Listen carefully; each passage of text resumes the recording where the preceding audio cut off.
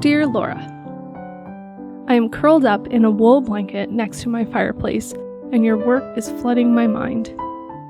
I think this is part because your work mirrors the feelings of warmth and comfort I am presently experiencing.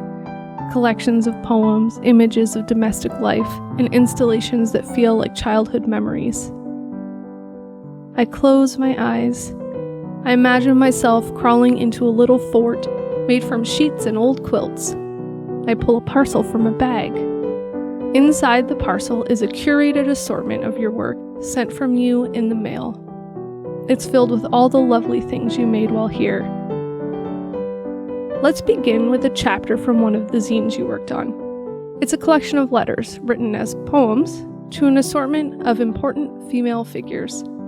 Some are family members, others are friends, and a few are people you've never met.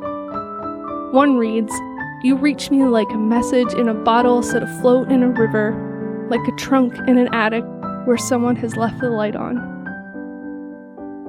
Next is a copy of For Living Through the End of the World. This screen-printed zine reflected on some of your anxieties about climate change, the political moment, and all of the uncertainty you were feeling in 2019. You were thinking about what it would be like to live through the end of the world.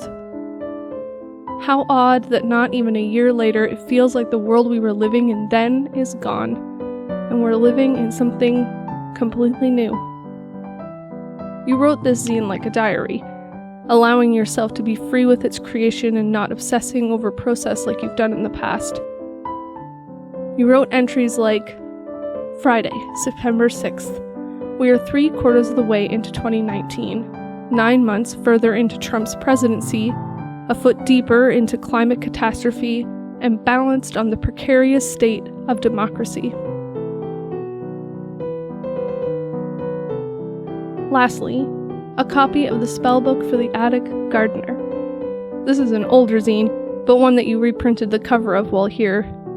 Again, this zine seems perfectly suited for this moment. The conversations about connection, tradition, and making things with your own two hands. In Wealth Spell, you describe the creation of a wool blanket by a woman named Mary, the long, time-consuming process of turning raw fiber into material to cover oneself with. These topics made me reflect on the empty shelves at the garden centers this spring, cleared out by everyone believing they were going to become homesteaders. It seems we're always yearning for connection, concerned about our future, and hoping that we'll live through whatever life challenge we're facing. I love that your work makes me feel unalone in these sentiments, and inspired to connect, create, and enjoy the world around me. Sincerely, Chrissy.